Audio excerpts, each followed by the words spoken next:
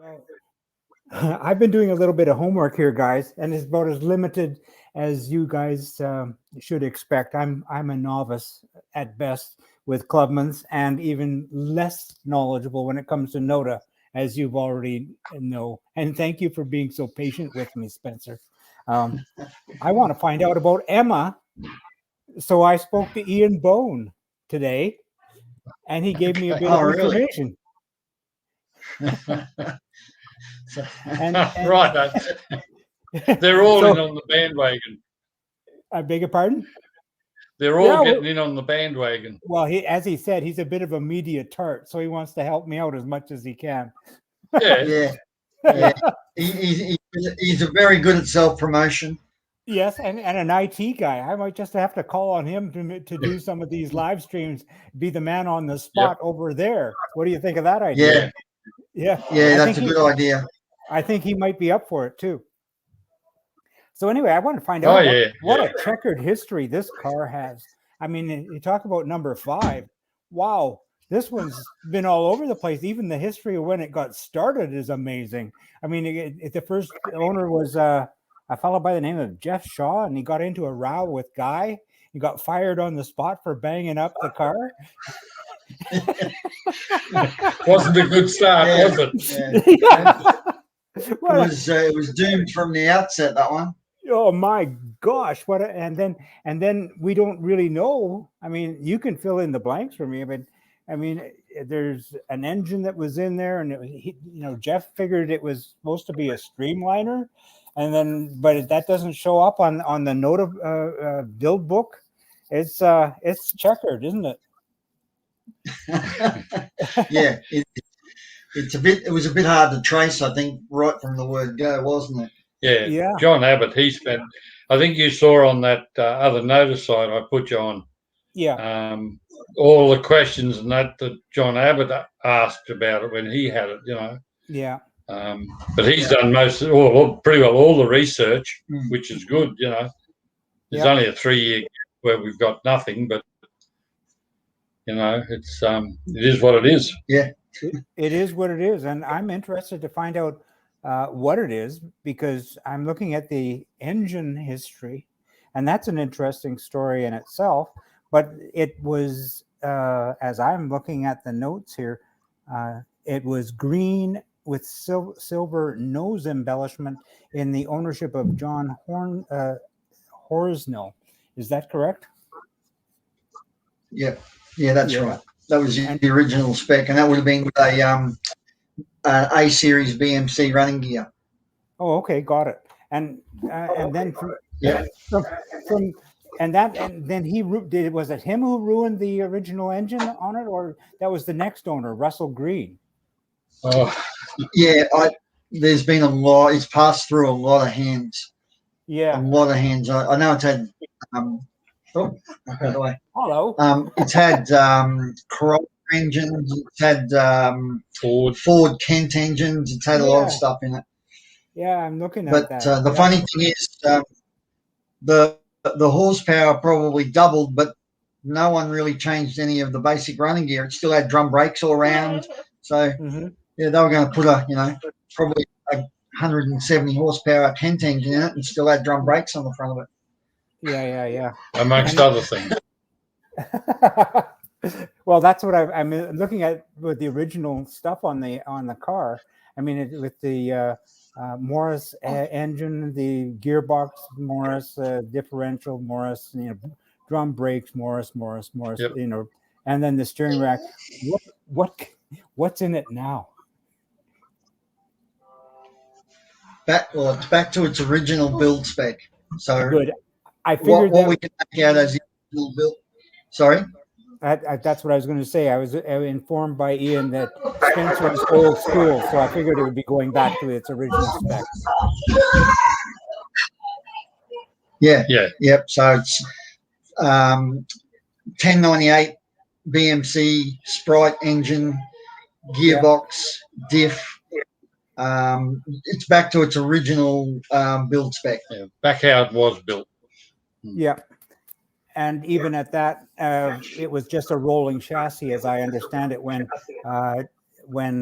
Jeff Shaw was sent packing by Guy, and it was am I right in that it was Jeff's own engine and drivetrain that he installed in it, or how did that? Yeah.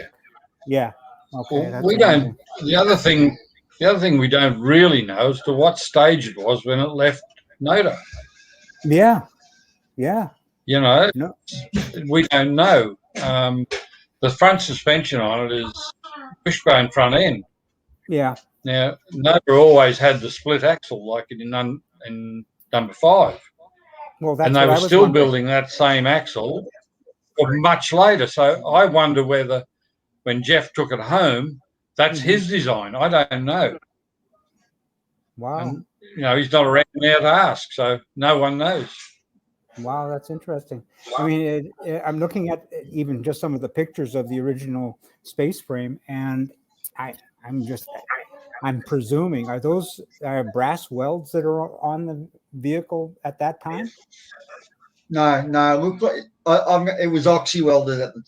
It was, eh? It would have Okay. been, yeah. Yeah. There was some of the pictures that you would have seen would have been some, excuse me, some damage repairs from when it was raced. Yes. Because there was a few cars that were brazed in place.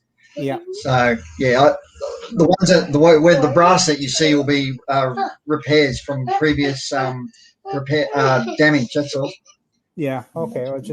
I'm just looking at the pictures, and He's of course, just taking the young fella outside. That's all. no worries at all. I mean, this is all part of the story as far as I'm concerned. This is just great. Yeah.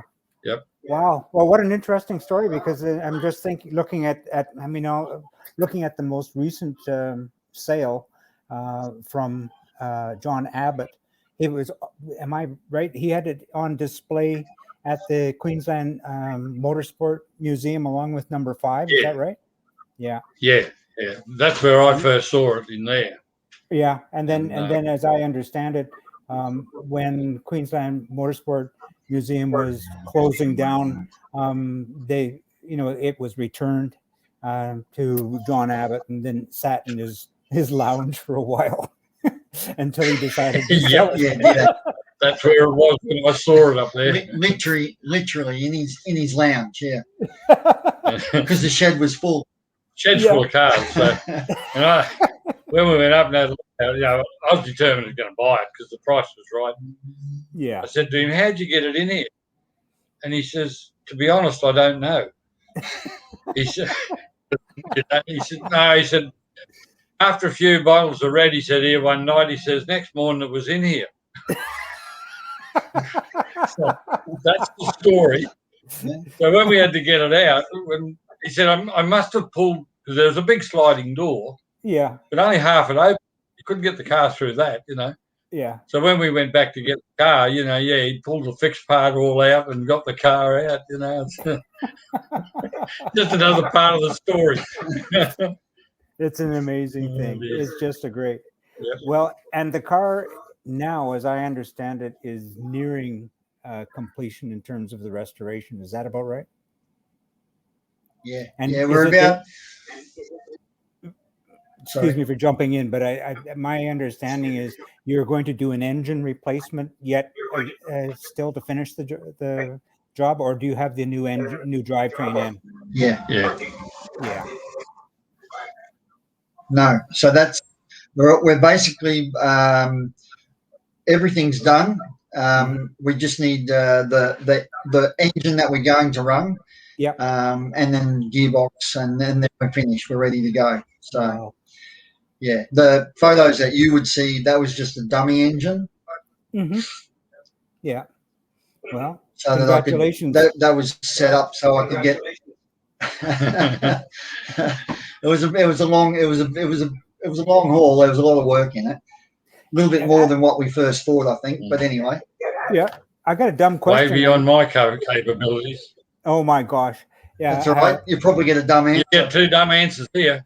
Well, I know how you feel. My number 2 son is an auto restorer too. He's got a skill set that I don't have or never will have. So good on you, Grant, for doing that. That's awesome. Can I ask you a dumb question? I know that the drivetrain tunnel was altered because one of the previous owners was a bit of a stout guy. Is that got the same drivetrain tunnel in it now, or was that returned to original spec?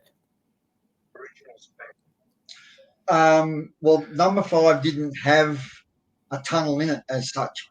Is that right? It was all open. Oh, okay. Yeah. So I've just made from the best photos that we've got of it, I've tried to just sort of duplicate it as best as I could. Mm-hmm. So so there was a few where the original gear shift come out. There was a few original pieces of aluminium there, and we just sort of went, okay, well, the diff's a fixed point. Mm-hmm. We've got a few pieces at the front that we know are original, so the rest has to go in this sort of position, you know. So, and you reference that with the photos and try and keep it as close as we can. Wow. You've seen the photo of Jeff Shaw sitting in the car, front on shot. Mm-hmm. Well, that photo determined where the motor went. Yeah. Okay. Because there were no mounts, or there was mounts for other engines, and so we just stood there in front of the car. Yeah, lean it a bit more, kick it over a bit more. Well, that's about how it shows on the photo, you know, and that's all we could do. Yeah. And then the tunnel and everything covered it. Yeah. Yeah. Wow. So do you have a hoop in there as driveline protection, or is it just completely open? No, I did put a hoop in it next to where your hip is, just in case. Yeah, that's a good man. Good man. Otherwise, I'll end up walking like my old man here.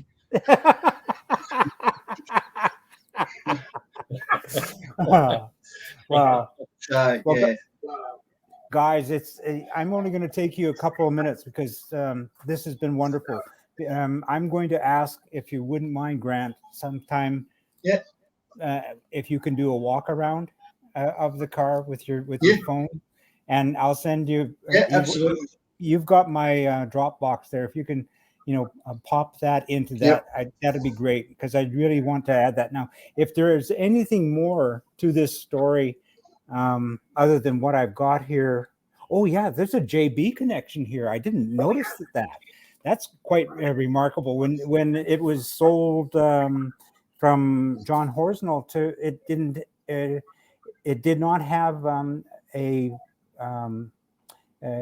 harness connection or a roll bar. So Jim Bayless put that in. That's I didn't know that. Yeah. There's been changes as it went along. Well, today you need the bar on it. Yeah. Well, we put an additional brace. You'll see in the photos there, additional brace from the main hoop forward into like the passenger footwell. Yeah. That's that's a requirement these days if you want to run that in historic events. So if you want to go on the track, that's what you have to do. Correct. So I made it so it was removable. If you wanted to take it out, you can. Besides, a good place to put the GoPro. Excellent. That's really important. Absolutely. But no, guys, it was a really just quickly on this, mate. I don't know, this isn't actually my car. This is actually Dad's car. I don't know whether he actually knew that. I found that out today when I was had my little chat with Ian Bone. It was offered to Ian. Ian contacted Spencer, and because Spencer's the right guy to do it. Yeah. So, mate, the whole idea was for me, this from start to finish has only sort of taken me roughly about 10 months to do to where it is right now. That's amazing. And mate, the whole idea for that was it was every single weekend. Just ask my patient wife. And mate, the whole idea of it was so that Dad's not getting any younger, and we want to be able to make sure that he can hop in it and still drive the thing while he's able. You know what I mean? So that was the whole. I guess for me, that was the whole focus of really head down, ass up, getting into it. You know what I mean? Yeah, I do. I couldn't have got it anywhere near that. Oh, believe me, I know where you're coming from. I mean, And it's very much appreciated what he's done. I haven't footed the whole bill for it either. no, He's well, put a lot of his own money into it. I guess the next question is, will you let him drive it? Who are you talking to now? You. Jim, can I answer that question? Yeah. Okay, well, it's sitting in my garage. So the way I see it, possession is 9/10 of the law. Yeah. And I've got the truck to transport it there, so I'll let you fill in the gaps. Perfect. I got it. No, we'll both. I'll have a couple of drives of it, and I'll be happy with that. Just to have driven it, and then we'll take both the cars where we go. Then, and Grant's in one, I'm in the other. Well, it'll be a big adjustment for you, Spencer, coming from a vehicle with 3-inch tires to a car with full race rubber on it. Yeah, and hydraulic brakes. And that's right. I don't think my brain will keep up with the speed of the thing, though. That's the trouble. Number 5, she's fairly relaxed. Nothing happens very quickly. But I think this thing, it will happen quick. But that'll be just part of it. It'll take a while just to get used to it. Yeah, we'll have fun with it. That's the main thing. Well, that's. I'll have fun with it. I'll have fun. Grant, he'll give it a red-hot go. I know that. Yeah, he'll give it a go. He'll give it a go. Oh, guys, yeah.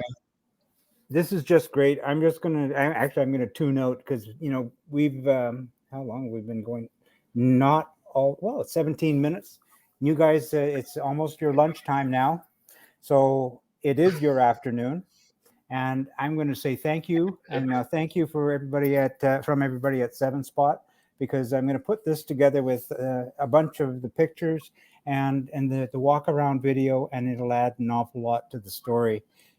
Just that you should know, I'm in contact with the owner of number 4, and who is getting his restoration finished. So we hope to have a walk around and a nice visitation on that one too. So if you know of any more of the early owners who want to participate in this, spread the word. Yes, we really want to be talking to one this morning. That's Ron great. Pomeroy. He's going to contact you. That'd be great. About it. He didn't know this was happening. I spoke to him this morning, and he's going to contact you and see what he can do with his car. I don't know what number's Ron's. It's a lot. It's later than 35. Yeah, it's after 35, Ron's car. So, but yeah, that's the way it is. Still got swing axle, front end, and stuff in it. But wow. So thank you for your time. No. This is just fun for me, and it's an educational thing for me. As I said so many times, it's just like I am totally immersed in the Clubman culture that you have. I'm in absolute awe. It's a wonderful piece of culture, and we don't have it in North America, not like you have it there. It's just like I congratulate you. It's fabulous, but the stories need to be told before they disappear. And as you say, the history's got to be put right. Totally. Yeah. With that, guys, I'm going to say thanks. Enjoy your lunch. That's absolutely right, Jim. All right. So cheers, mate. And thanks to you. Good on you, Jim. And we'll talk to you later. All right. Cheers, guys. See you, buddy. See ya. Bye-bye. Bye now. Catch you then. Bye. Bye.